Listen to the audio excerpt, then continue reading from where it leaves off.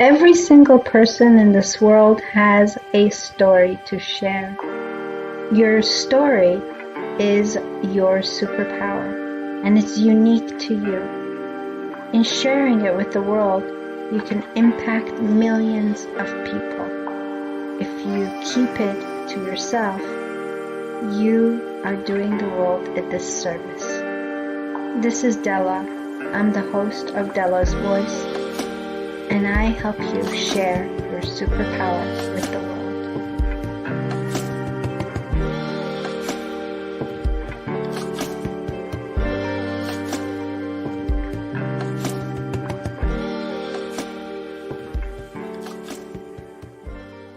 Sounds correct.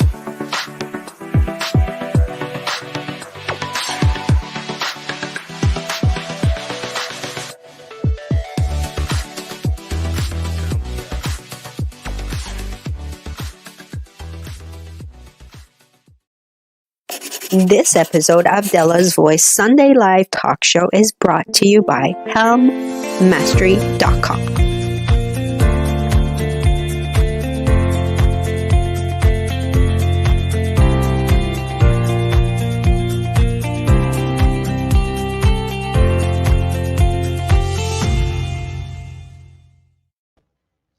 Hello and welcome to another episode of Dela's Voice Sunday Live Talk Show. I'm so happy to be able to be here once again with you to hear from one of our best speakers that we've ever had on Dela's Voice to continue this conversation, this really, really important conversation on balancing our emotions, functioning with our day-to-day emotions, and God knows we can all use that tool. Our guest today is an experienced coach in this particular area and also in so many different areas. A little bit about my guest, Tristan Helm. He's a native of Colorado and Oklahoma. He grew up amid the influence of diverse people with different backgrounds, and he has worked in the mental health field for almost 20 years. He says more than half of his life. He specializes in distinct skills, skills training with those who are mentally handicapped, incarcerated, emotionally ill, and also children under custody of the states. He is passionate about helping people see their true worth and overcome obstacles. He has 5 children and lives in Texas with his wife. And he works as a mental health professional and helps others to focus on understanding their inner struggle. He has been training under the guiding eye of some of the most prominent speakers in the world. He's a published author, best-selling author, and has appeared on various speaking platforms. Recently, actually, he was featured speaker at the Best You Expo in August of 2020 and on Amazon Prime video series Speak Up Season 3. You can find that on Amazon Prime. He's the CEO of Helm Mastery, and he works to help people take lead in their life. His ultimate goal in life is to see his life's work and passion, which is helping as many people as possible. Here's my guest, Tristan Helm, for part 2. Tristan. Hello. Hello, nice to have you back on. Oh, yes, thank you. I'm excited to be back. I'm so glad. So where are you? Tell our viewers. Right now, I am on a business vacation. I'm on a business convention in Orlando, Florida, but it's also like a little vacation with my wife and I. We're down here for one of her businesses that she does. And then I was able to take some time off so I could work and I could network with some people there. And then I could do this wonderful show with you. But I'm in Orlando, Florida right now. And so it's a vacation, but it's also business. So it's like the best of both worlds. businesscation. Yeah. That's nice. So you definitely need a vacation with 5 kids. My hat's off to you and your wife, Tristan. For having a big family certainly is it's not an easy task, and you do it so well. So congratulations. Thank you. I don't take that lightly. Thank you. Thank you. Thank you very much. I appreciate that. So here we are for part 2 of our balancing our emotions and functioning with our day-to-day emotions. Now, we spoke last time you were on here, we went into this really scientific explanation of how our emotions work. And we talked about anger in particular as a secondary emotion. And we talked about all the things that happen in our body and in our brain when we get angry. So Right. you're back here today for part 2 of that talk, and I want to just make sure that if you're interested, the viewers who are interested to watching that show, it was an awesome show. You can go find it on Dela's Voice YouTube channel. Just look up Tristan Helm, and it should come up for you. And it was taped in March, and it was such a fantastic show that I've kept on watching it ever since. So here we are for part 2, continuing on that, and I hope that you share this talk with the people who may need it, because trust me, we all need that.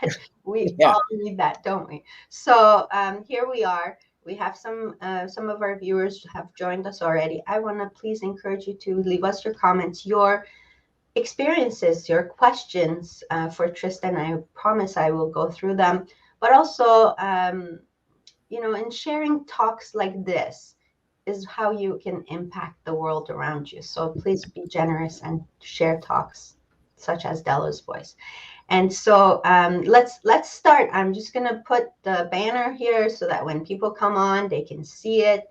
And here's the other banner for comments and questions and likes and shares. Oh yeah, I forgot about that. So if you're watching this right now on YouTube, please don't forget to press that subscribe button, give us a like on Facebook, and share this with other people. And so here we go. We're going to start with my guest, Tristan Helm. Thank you, Chris, also Tristan, for sponsoring the show. Oh, thank you for the opportunity. So here we go. Let's continue where we left off. What would you like to tackle next? There's a comment wanting to recap the last episode. Oh, well, thank you. Yes, do that, please. And I was kind of hoping we would, just because I'm trying to remember some of the stuff we talked about. Because if memory serves me correctly, we didn't get very much into the emotions. We kind of just stuck on the story of how I got to learn about emotions. Yes. And so a recap would be nice. Actually, it might help me out. Go for it. Go for it. Okay, so I've as that wonderful introduction that you gave me, thank you, by the way, explain I was born in Colorado and I was raised in Oklahoma, around a lot of different backgrounds, a lot of different cultures, had various friends of different not statures, but like I just had friends of different groups, lots of diversity. Anyways, all that to say, was I had a lot of irregularities in my emotions. Like I didn't know how to comprehend things. I didn't know how to perceive so I just took everything as like stone cold truth. Anything anybody said to me, I just said, okay, well, yeah, they're probably right and I'm wrong. And I would constantly like push away whatever I believed, and I would like let whatever somebody else said trump what I thought, and that would become my new pattern of thinking. And the reason why this is important to note is when you don't have any base in what you're feeling or what you're thinking, or at least you don't have knowledge of it, that's how the emotions are going to be. They're just going to bounce over because they don't really know where to be placed. And so we talked about my journey of growing up, And then where I worked with mentally handicapped. I worked with prisoners. Well, not prisoner. I worked with people that were in jail. That's probably better to put it like that. They're very, very good people. Still very good friends of mine. And then I worked with children that were in DHS custody, CPS custody. And then I moved on to Texas, where I work with people with mental illnesses. So all that to say, it's just a large variety of different people and different challenges of life. And I developed a very, very strong passion to understanding value and understanding yourself. And, they say, the first and the best customer or whatever is always yourself. The person you got to sell is yourself.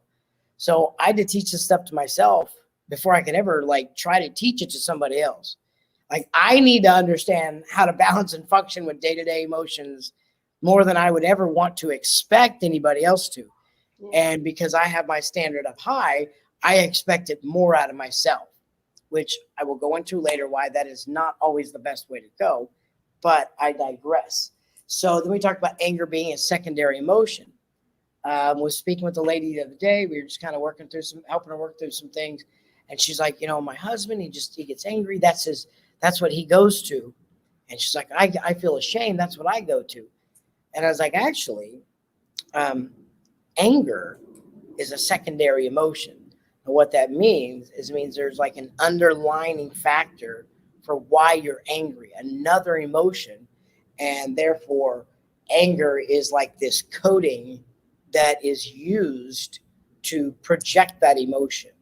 So if I feel ashamed, I'm going to act out in anger because I want to defend myself. Or if I'm embarrassed, or maybe if I'm even sad, I'm so sad that I'm angry because I can't. I feel like maybe being sad is not enough, or I feel like I got to do something, so I get pumped full of energy. And I'll go into what happens to the brain. Is the event goes into the amygdala, the front part of the brain, and then it transfers to the hypothalamus, which is like the processing part. So it comes in here and it starts triggering things, and then it goes to the hypothalamus and then feeds into the adrenal glands. All that says is it's basically you're being pumped full of adrenaline, and usually it's something that you just need to step back and evaluate. So that's, I don't even know if we covered all that, but I know we covered quite a bit. We did. And so my philosophy, my way of thinking, my perception is that emotions are great for reaction, but they are terrible for direction. Meaning, emotions are going to tell you, check this out. It's going to seem so simple, it'll blow your mind. Emotions tell you how you feel. That's it. They do nothing else. They're not meant for anything else. Emotions just are a chemical response to a perception of an outside thing. So what happens on the outside comes to the inside, and however that is processed, emotions start coming out. That's it. They don't tell you what's right. They don't tell you what's wrong. They don't tell you what's left, what's right. They don't say anything.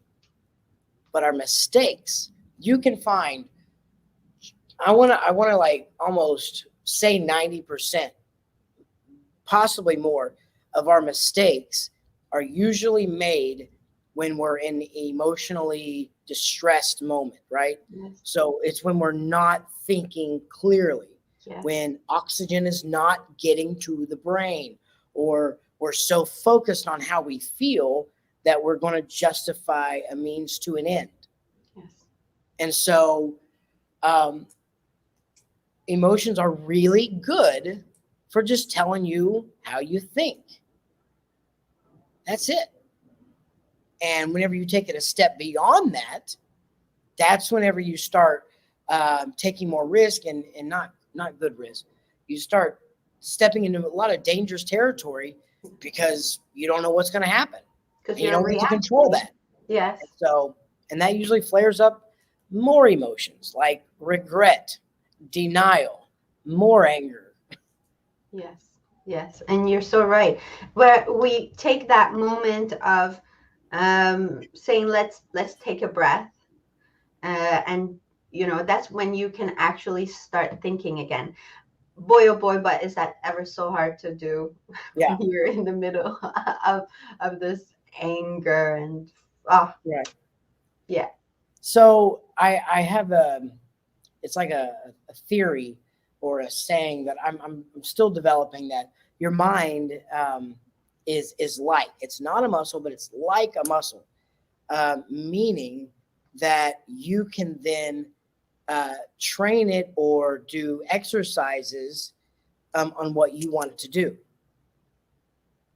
Yes, chemistry, anger changes the chemistry in your mind, because your mind is just like the computer, right? And everything else is just programming. So your mind tells everything else what to do, and it does it through neurotransmitters and through chemicals. And that's why, like, when someone gives us a present, we get this really good, like, oogly googly feeling. It's called dopamine. When we accomplish something, we get dopamine.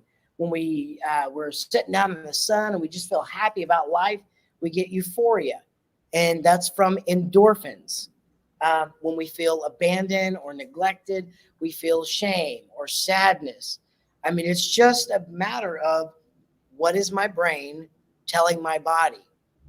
But this is what separates us from every species in the entire world, is we have what's called consciousness.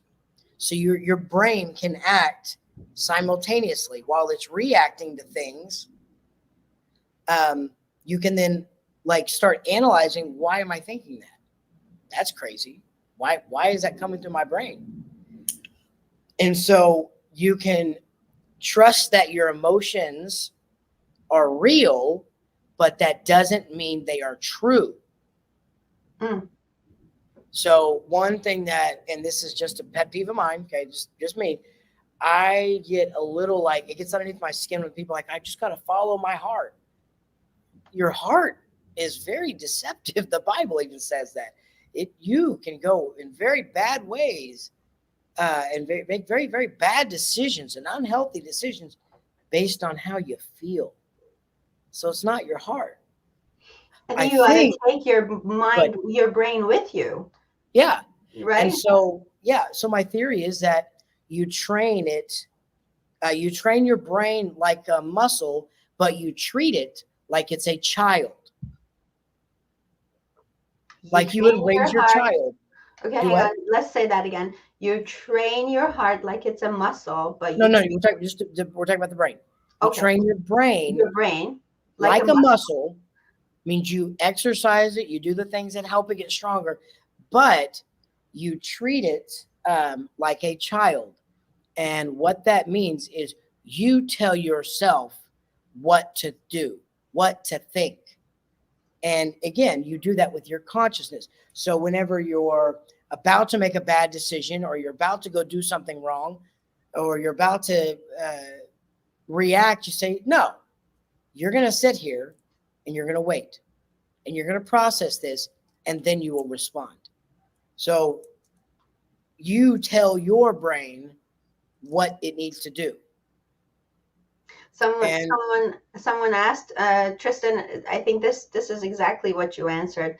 If someone says, "I trust my emotions," what does that mean? so when someone says that they're trusting their emotions, I mean, it really would depend, because there's that a soul feeling, it's that gut feeling you get, like something's not right. But then you also get that emotional release, that emotional feeling, like, oh, I trust my emotions. Are never are well, I'm not gonna say they're never. Emotions are real, but that doesn't mean they're true. Okay, true is objective facts. Okay, I am in Orlando, Florida. No matter how I feel about it, I'm in Orlando, Florida. Doesn't matter what I think about it. Doesn't matter how I feel. Those are the facts. And so, even though it feels like I'm still in Texas at my home because I'm in a place of comfort and peace, that's not true. I'm not at home. I'm in another place. I'm in another state. So it's evaluating, why do I feel this way? What am I thinking while I'm feeling this way? And is it accurate? So, and again, that's why I'm saying about the muscle, because it takes a lot of time and a lot of exercising to really work out the kinks and how you process things. Like, I still say things I don't mean. I still get angry and I don't know, not do things I don't mean or I don't want to do, but I still get angry and make bad decisions like anybody else. But I'm constantly trying to evaluate, okay, why did I do this? Why did I say this?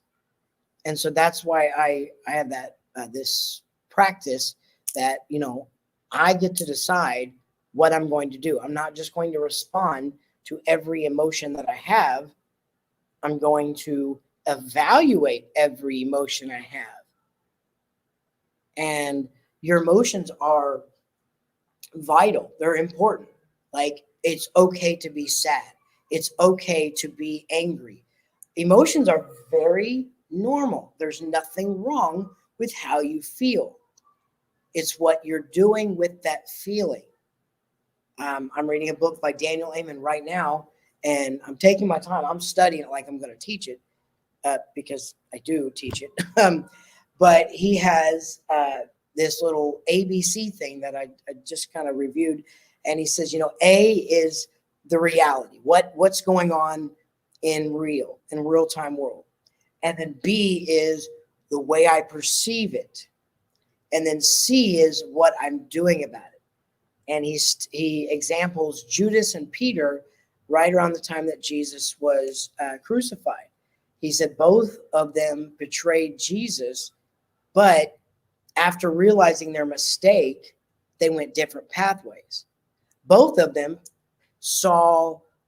were confronted with giving up Jesus or talking about Jesus, right? And Judas, he says, this is the guy that you want. And then he betrays Jesus and sells him out, literally sells him out for 30 pieces of silver. And then realizes, oh no, I should not have done that. That was so bad. Take my money back. And then he goes off and ends his own life. Peter is watching Jesus being beaten, and then they ask him, do you know this guy? He's like, no, I don't know him, because he's scared and he's ashamed. And then he gets reminded that he was told that he was going to do that.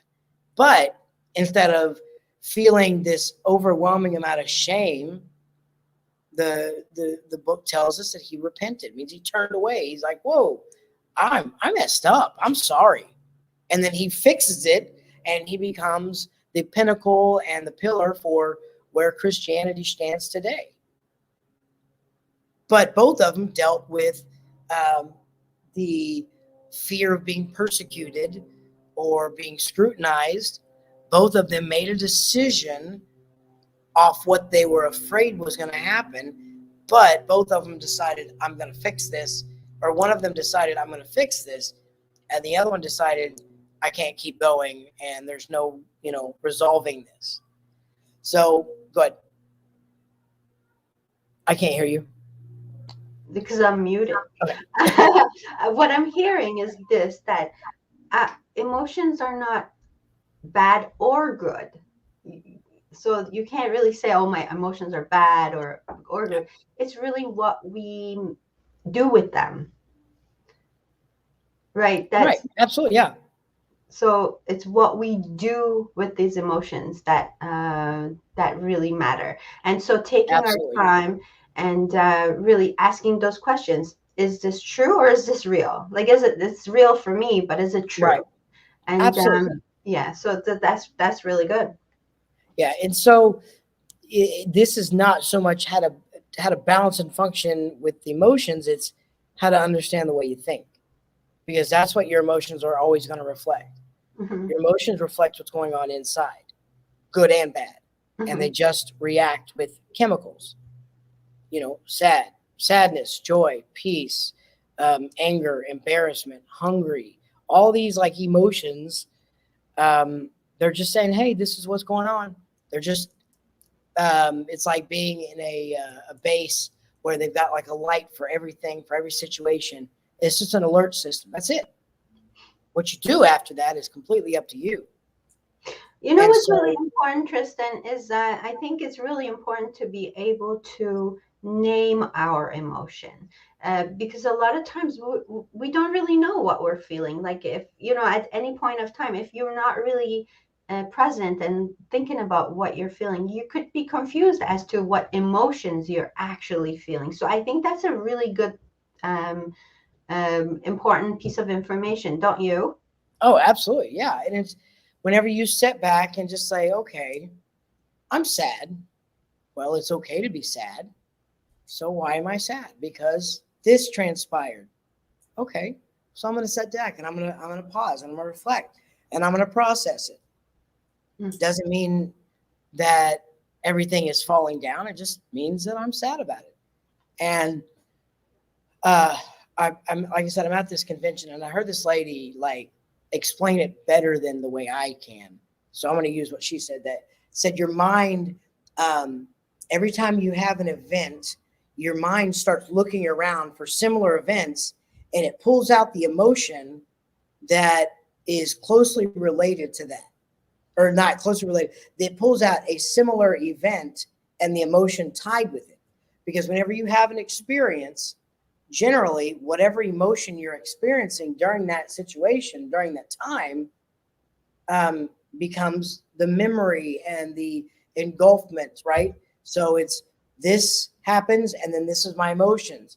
And so I'm always going to connect that emotion with similar events.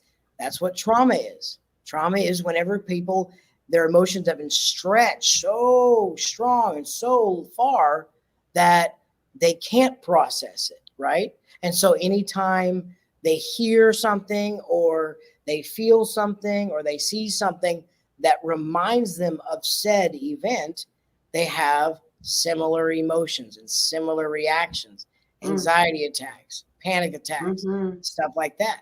So like, as an example, I would never do this. This is just, if I gave you a dozen roses and then I punched you in the face, and then I gave you another dozen roses and I punched, and you kept like, stop giving me roses. Like, I don't like roses. And you were emotionally in a place where like that was affecting you. Well, anytime someone gave you emotions, there's a high chance you're going to get defensive, right? Yeah. But if I gave you emotion, or I gave you emotions, I gave you flowers and a card that said, Dela, I think you're just a wonderful person. Thank you so much for this show. And I kept doing stuff like that. You'd always get this endorphins, these dopamine feelings every time we talked, because you related the experience with the emotion. Yes. Yeah. Is it okay if we look at some of the comments, Tristan? Absolutely. I know I'm going off on a tangent. I don't want to. No, it's okay. But there are some really, really great comments here. So Meti says, I overthink toward my emotion based on the fact that they may be wrong. And sometimes I feel like I'm in a rabbit hole, so I get tired. Okay, so usually what's happened is your brain goes in overload because it's trying to do so much at once that your body's like, that was a lot. Because your body takes a toll on what the mind goes through, right? The something that could help this person is accept that every time you feel an emotion, you say, okay, this is how I feel. Doesn't mean it's true. Doesn't mean it's right. Doesn't mean it's wrong. It's just how I feel. And you cut yourself off after that. You say, okay, that's just how I feel. Now, let me go seek advice. Let me read on this topic. Let me look for objective ways to respond to this situation before I just react out of emotion. And I'm hoping that makes sense. I think it makes total sense. Yeah. I'm like a superpower overthinker. I overthink everything. And I'm working on step back. That's not the case every time. Take it slowly. So I think this is exactly what Mohammed is asking. What is meant by emotional intelligence? I I think this is a big part of it, right? What you just explained. Yeah, and it's uh, again our purpose, and this is I'm trying to say this because I don't believe in like cookie cutter responses and blanket theories, but I believe it would be helpful if we learn to just understand ourselves more and more. Mm-hmm. The more we understand ourselves, the more we're going to understand, oh, well, yeah, that's why I'm sad, because I've been through this. I've experienced this. Okay, do I want to stay that way? No. So let me change. Let me work my way through this so I can have a better outcome. Okay. And so, and that's why humans are different from any other species, is everything is not instinctive. We can make conscious decisions that go against what we feel like we need to do, and that can end up saving us a lot of grief and a lot of trouble, pending that the decision you're making is a good one. So, Tristan, we're going to take a quick break and Okay. hear from our sponsor, and we'll be right back. It's going to be a quick one. Don't go anywhere. I won't. I'm staying right here. Okay. Sounds right.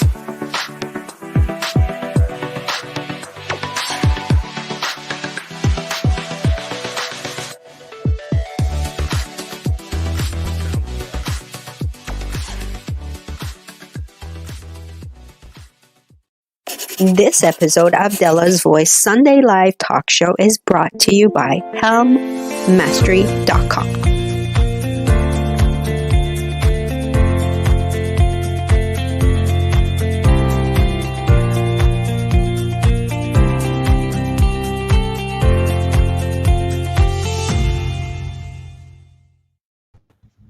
And we're back with our guest, Tristan Helm of Helm Mastery. You changed your spot. I did, because my battery was getting low on my computer, so I had to take a step inside so I could charge my computer. Hey, it's convenient. It's great. Thank you for that. Okay, so we're back. Just before the break, we were going through the comments, and I want to make sure that we look at them again. How to function, how to balance and function with day-to-day emotion. And thank you so much, everyone, for the comments and your experiences and your questions. So let's see. Meti says, even a pilot thinks and mimics a lot on their emotions in disaster time. What's your take on this? That depends on the pilot, because pilots are trained through hours and hours of simulation flights, and Yeah. they're trained. They're programmed. They're programmed to respond a certain way, because studies have shown if you do this in a disaster, the likelihood of landing safely increases. And so that's when they go by their gut feeling or their instinct. That subconscious kicks in, and it's, well, how do I feel? What do I do? If you get so wrapped up in your emotions, you'll usually pause and react wrong, or you might even just freeze. That's part of the fight, flight, freeze response, is you don't know what to do. Yeah. But if you learn to practice things, I'm glad that person brought that up, because that's a great example that pilots have to spend hours and hours and hours practicing certain things, and they have to prepare for inclement weather. They got engines. They have to prepare for almost every situation they can think of. So should that occur, God forbid, they know what to do, because it's been trained to be automatic. Okay. Thank you for that. Also, there's a comment here on naming our emotions. He says, I sometimes feel quite out of energy, and I constantly look for any reason, and I don't find any. So it says, I'm sorry, say that again. So when we were speaking about naming our emotions, like what am I feeling right now?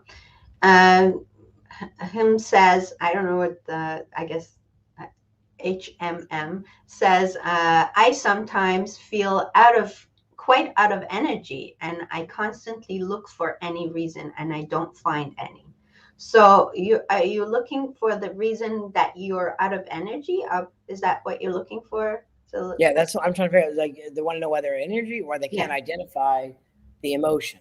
No, I think I'm with you. I'm not clear on that, but I maybe you can clarify that a little bit.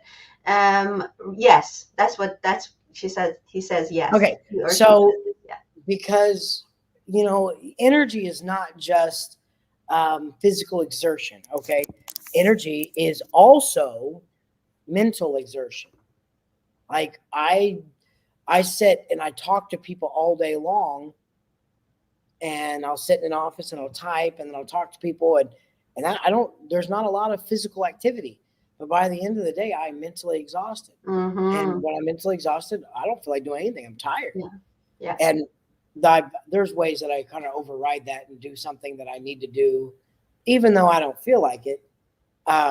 But there is a term in the mental health industry, and I might be pronouncing it wrong. It's called alexithymia or alexithymia, and it's the inability to express or identify an emotion.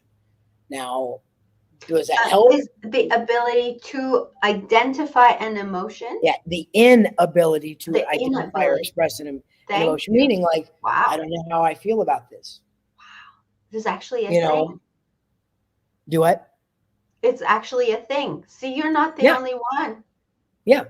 Like it's in the mental health world, and usually it just means that. And again, this is all theory on my part. With this, is it can very well mean that you're having multiple emotions about things, and you're very I think it's ambivalent is the terminology. So it's up and down. So it's like I don't know what do I do? Do I turn right or left? I don't know how to feel, and so you can't pinpoint it to one specific thing.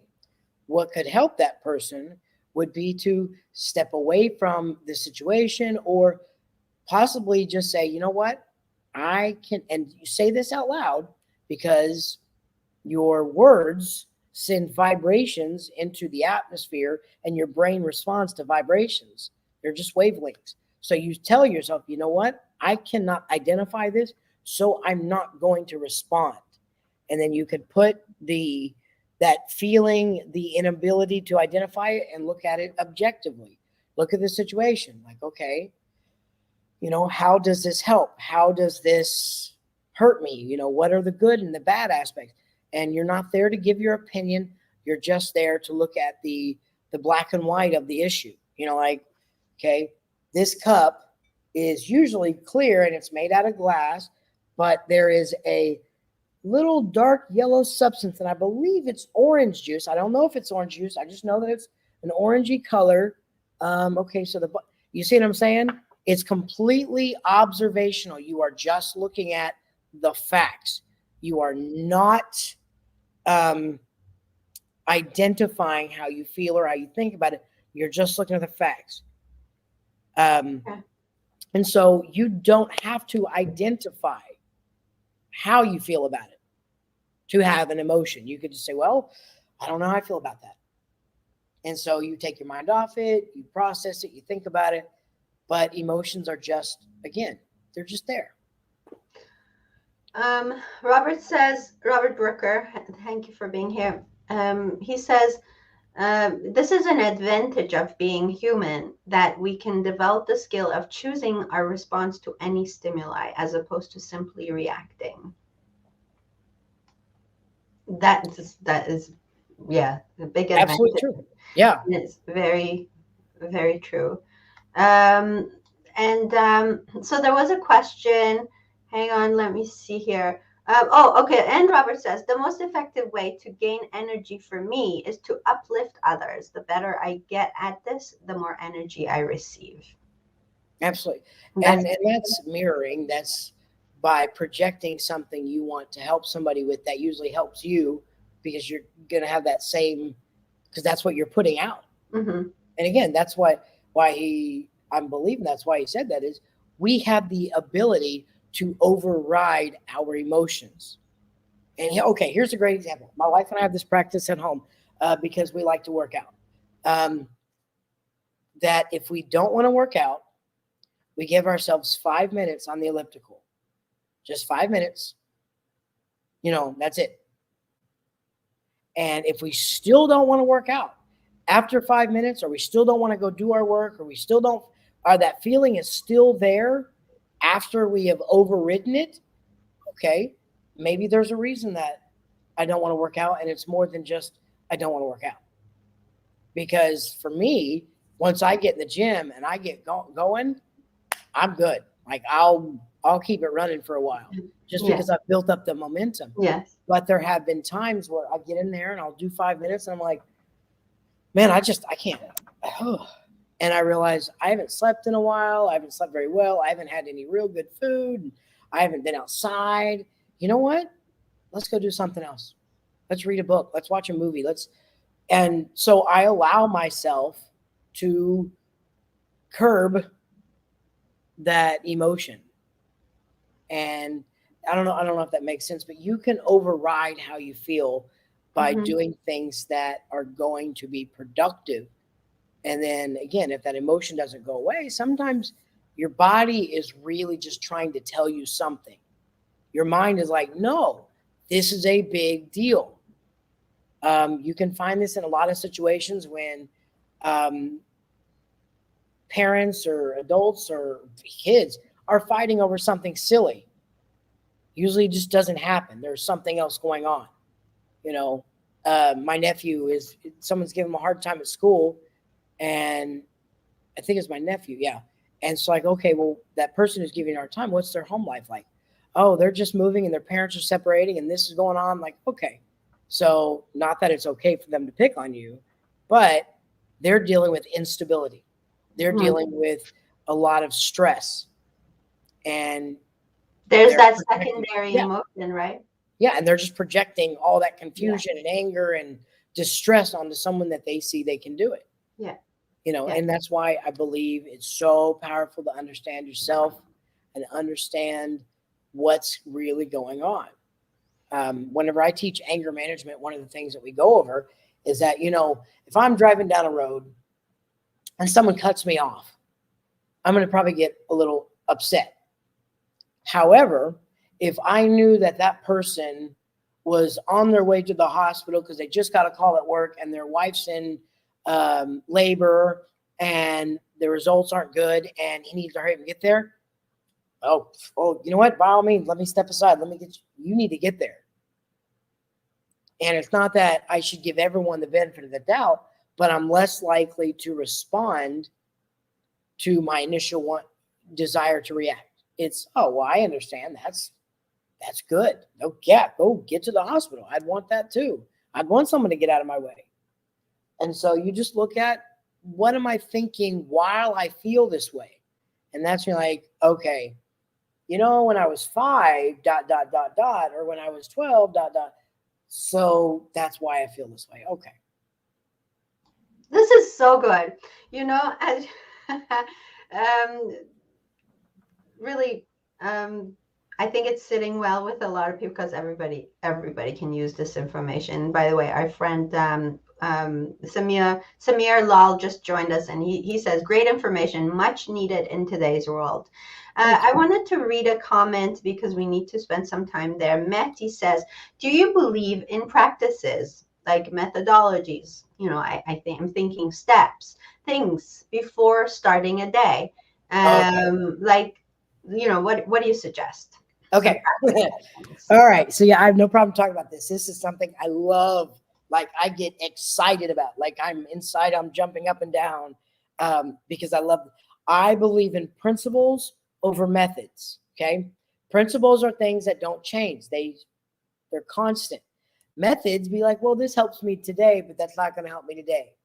So yes, I believe in methodology in doing things, but I also believe, what am I trying to accomplish by this method?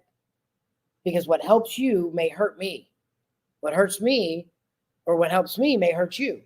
So let's remove the method and say, what am I trying to accomplish? And then you can try different avenues to reach that goal. And I do believe in starting your day. Dr. Daniel Amen, he said he's talking about, you have what's called ants, like they're automatic negative thoughts. Okay.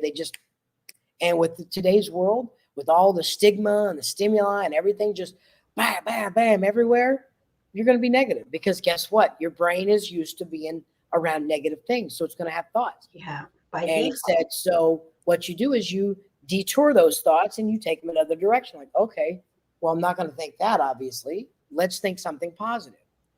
And all that to say is whenever you voice what you're going to do in that day and you speak it, you are going to then, and this is the cool science part. I'm going to try to You look right now, you look like you're having so much fun. I am because this stuff it's once you learn it, it's like it opens up the whole new world of I'm in complete control of what I'm doing. I don't have to respond. I have a superpower called consciousness. And so have you ever noticed that listening to a song can change your entire mood? Yeah. Like when I'm feeling down, I don't want to listen to happy music. I want to listen to songs that are very melancholy and because they fit my mood. Yeah. Right. And I think sometimes that's important. However, just like with music, words send vibrations in the air to your mind. Okay. So you can tell yourself, I'm going to have a great day. No matter what happens, there's going to be something I can get from it, good and bad. If something bad happens, I'm going to learn from it. If something good happens in it, I'm going to rejoice in it. No matter what, this is going to be a good day. And you say that not as an affirmation, but an incantation, an assertion like, no, I'm going to perceive things in a positive way, no matter what. Now, does that mean you're going to prevent everything bad from happening? No. Does that mean you're not allowed to sob and weep? No. You're allowed to have emotions. You're allowed to feel distress. Those are good emotions. When you cry, you're processing. Your body's releasing that pent-up energy. But in this case, when you're starting the day, you can say, okay, no matter what happens today, I can find something good out of it, or I can use it to help somebody else. And the reason why I bring up this as a principle over a method is because sometimes things happen that we have no control over, and there's absolutely no reason to be happy about it, and that's okay. But what we do is we sit back, we process it, we allow our time to grieve, and when we're grieving, we say, okay, it's just, that's what it is. It stinks. But maybe someday I can help somebody with it. I firmly believe that when something happens to you against your will, it can be used to help somebody. And I don't want to say everything or anything, but I've seen some of the most dastardly, horrific, devilish things happen to people, and they move on to be the most impactful, powerful, loving, sweet, kind, generous people you will ever meet, because that situation didn't it didn't claim them. They rose above it, but they processed it first. Hallelujah. So my dad died on December 28th last year. And it was one of the very few times in my life that I did not care about anybody else other than myself for that time, because I lost my hero. I lost my best friend. And it's not that everybody else can kiss off. It was like, you know what? I'm going to cry. I'm going to break down, and I'm going to grieve this tragedy in my life. This is not good. And I remember saying to myself, maybe someday this can help somebody. My emotion, my experience, not this, but just maybe. And so I grieved, I wailed, I cried harder than I've cried in a long time. I picked myself up. I went to my dad's house that night with my mom, and I just I had a speaking engagement that night. And so I had to like put it aside and talk. But the next morning I got up, I grieved more. Then we started working on the funeral. You know, later on, there was somebody who needed comfort. Guess what? I was able to pull that out and say, yeah, loss sucks. It's terrible. And I told them my story and it helped them. So again, it's not that every situation's good. It's just that we don't have to become over, like where it just takes a hold of us and we can't do anything about it. So Does that Tristan, make sense? yes, before the show, and thank you. I felt like you were speaking to me. Because before the show, I did explain to you what happened yesterday, and I think I consider myself one of those people who always tries to see the good in everything. And Right. I'm one of those people who says, oh, if I choose this day to be good, it's going to be good. Nothing bad is going to happen to me. Everything that's good is going to come my way. And sometimes I get these big lessons, and I think it's really my awakening that no, disappointing things do happen and horrible things do happen. And so I think my lesson in that was that, yes, let me be clear with myself. Let me be true to myself and understand that without this beauty around me, without the ugliness around me, I won't be able to see the beauty. And so Right. they both do exist. And I think it's not a question of whether bad things do happen to me or not, is that how I deal with it. How long do I immerse myself in that situation? Absolutely, yeah. And how I come out of it at the end. And like you said, what's the lesson in this for me? Yeah. What can I pull out of this, and how am I going to use it to help others? Yeah. And so yes. if I can, sometimes, and I agree 100%, sometimes the lesson is the purpose, right? It's not so much what am I doing wrong to deserve this? It's how can this be used to help somebody? How can this be a force for good? How can this be purposed? As opposed to I'm doing something wrong, this keeps happening. Well, that happens. It doesn't mean you are in the wrong. We're often way too critical of ourselves, especially in the Western culture.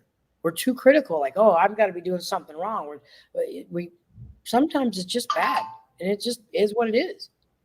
And I'm not blowing it off. I'm not saying it's good, or I'm not saying it's not important. It's what happens, but it can be used for good somehow. It can be used to comfort somebody. It can be used for empathy purposes. It can be used to, okay, here's what I know and how to be effective with this, right?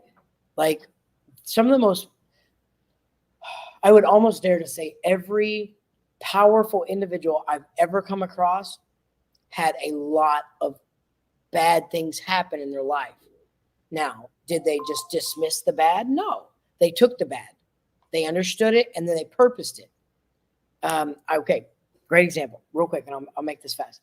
I was talking with a patient the other day, and we're talking about employment, and he's talking about all the bad things that he's been through and everything that has happened to him, and just tragic stuff. And usually when I'm with the patient, we have this practice where we write down all the stuff that's happened in the past, rip it up, and then throw it away because it's behind you. And I've had this urge to like not say that. And so we kept talking, we kept working. And I said, look, how about this? I want you to write some of the things, but then I want you to ask yourself, how can my pain be given purpose? How can this be used to help people? So that way I'm not regretting my past. I'm not regretting what's happened. I'm just saying these are things that I got out of it, and now I can use this to help other people. And so it doesn't mean that I can't have anything bad in my life. It just means If it happens, I'm going to accept it, and I'm going to learn, and I'm going to grow, and I'm going to process it, and then I'm going to move on to the next phase, and I'm going to use it, and I'm going to help, because that's the whole purpose. That's why a lot of us are, that's why we're here. We're here to help each other out. We're here to lend out that hand. And if I have pain that relates to your pain, by all means, come cry on my shoulder. Let me grieve with you. I don't want you to feel alone. So, Thank you. Going back to some of those practices to start your day, was there anything else you wanted to add? that every emotion is real, but it's just a reflection of how you're perceiving it. So whenever you validate, and I think that has become like a mantra of mine recently, is validation, for people to feel validated. You are allowed to be sad. You're allowed to be angry. You don't have to disagree. You don't have to, basically, you don't have to control everything. You mean you don't have to agree? Yeah, you don't. You don't have to agree with everything. I'm okay with being wrong. I'm okay with learning from that. And I'm okay with you being wrong. I'm not saying you are. I'm okay with us still staying at peace. I don't have to control anything in my life. I just have to make sure that what I'm doing is helpful and productive. That's the balance, is evaluating how I feel, validating it, and then either moving on to the next stage or using it to help people, which is often the next stage. Yeah, that's certainly for me is it's a different perspective, and so I don't have to control anything else in my life other than how am I going to make this helpful? How am I going to, is that what you just said? Yeah. You don't have to control anything outside. In fact, most of the time you can't. You can control what happens inside. Right. So so I think that's the part I didn't get. Okay. So again, like that's really it needs to be more clear. So I want to make sure that everybody's clear on this message. So right. Can we? And if I can add just one more thing, is I'm very careful, and maybe I even shouldn't use the word control. Manage. Because control means I get to determine everything. If I manage it, then I'm more flexible. You know what I mean?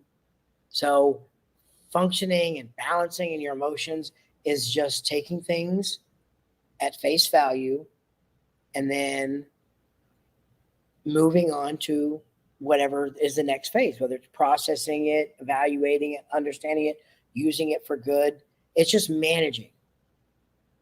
I just say control, meaning like I don't get to make any decisions that happens in this world other than what I do. That's the only decisions I get to make are the ones for me. Yes. What is my reaction going to be? Absolutely. That's it. What direction am I going to take as a result? When I say control, I mean decisions. Yes. Management. And so thank you for that. So I just want to go full circle and bring it back. But I do want to see what Matty says. After your father's loss, did you unconsciously unleash your emotions by crying, or your emotions were under control, so that was a choice? Crying a choice, or I'm going to say both. Because it is my daily practice to evaluate what I'm thinking and what I'm saying and what I'm feeling constantly. Like I'm always in a constant state, or I'm in most of the time I'm in a constant state of evaluation. Like, how do I feel? What do I think? What's going on? I'm always trying to process things. And so whenever I got to the hospital bed and saw that he was on the ventilator, I was shocked. And then I heard someone say, no, he's gone. I immediately was like, I feel like crying. I feel like breaking down. You know what? I'm going to do it. So I did it. It was just, both of them were working hand in hand. It was an initial reaction, but it was one that I said, you know what? This is one of the few times in my life. I don't care if other people like this or not. I'm going to do this because I want to cry. I want to wail, and I want to process this. And I think about that single moment in my life since it's happened constantly. And now I get this feeling of euphoria. I get this peaceful feeling because I didn't hold it in. I chose to let it out. I chose to grieve. I didn't let anybody decide whether I should suppress it or not, or whether I should, you'll be fine. This will be over. This is God's will. No, like, I'm going to cry. I'm allowed to. You don't get to decide how I feel right now. And crying is a good thing. So I'm going to do it. It was instantaneous. But I know, because I could see all these things happening, like a play-by-play at the same time. Like, I want to cry. I'm going to cry. Who cares what anybody thinks? This is healthy. It's good. Let's go. Thank you. Yes, Samir says it is all about the choices you make. Absolutely. So I want to bring it back. So kind of recap what we talked about today. And so in order to balance our day-to-day emotions and function while we're feeling all these different kinds of emotion, I want to ask you, if you were to ask yourself one single question to bring that awareness back, so that you, like you said, you are able to manage, what would that question be? What would you ask yourself? Why do I feel this way? Okay. Because So not how am I feel, not what am I feeling and how am I feeling, it's why do I feel this way? Yeah. Because again, emotions are just reactions. And if you say, okay, why do I feel this way? Because this, and this. Okay, that's understandable. And now I get to take on it. It helps process. When you get stuck in the process of an event and you don't manage your emotions, you get stuck in that state of mind. Whenever you say, why do I feel this way? It allows you to take the next step, or to at least accept that this is my area. This is where I'm at. That's valid. We're all in different walks of life. Now, when I'm ready, I will take the next step.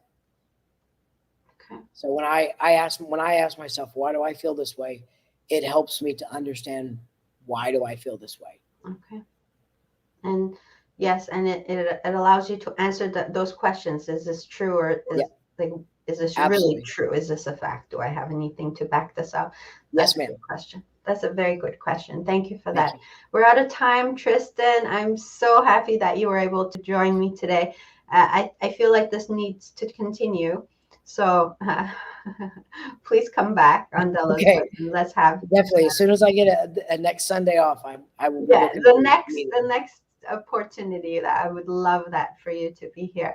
And Robert says, crying is the body's way of removing toxins from the body, and something I have no issue doing. I'm with you, Robert. I have no issue crying. Yeah, I don't mind. I like crying. I'm a sap. I love romantic comedies and crying. It just feels good when you're done. You're like, man, whoo, that felt good because you got it out of your system. 100% agree. Yeah, I'm with you. Okay, Tristan, I'm going to give you a couple more minutes to finish off with whatever you like, my friend. Oh, my website is www.helmmastery.com. I'm linked in with a lot of different people. Wonderful Dela. And on there I've got courses, but I also have I just added a free 15-minute consultation where we can help somebody set goals, or at least evaluate where they're at and work with them on their emotions. My method is a bit unorthodox. I don't like using big terminology. I like very simple terms. I like terms that anybody can understand because that's how I understand it. That's it? No. Wow. Yes, that's it. Okay. Well, www.helmmastery.com. go over there and check out also Tristan's book, which we spoke about last time on the show, After Midnight, if I remember correctly. Yep, that's correct. Wonderful book by you. And then there'd be a link to your also famous Yes, talk. ma'am. Okay, Yes, perfect. ma'am. Perfect. Okay, well, I want to thank you again one more time for being here, Tristan. And I wish you the best of vacation time with your Oh, thank you, wonderful wife. May you get the energy you so deserve to get Oh, back thank you. and on this time. But thank you again. And for everyone who's been watching this show, I want to thank you for being here. I want to thank you for your comments and your questions and your experience. It's wonderful to have you on the show participating. I'm so blessed. Thank you. So this has been another Dela's Voice Sunday live talk show, hoping to spark your soul. Have a great day. Sounds right.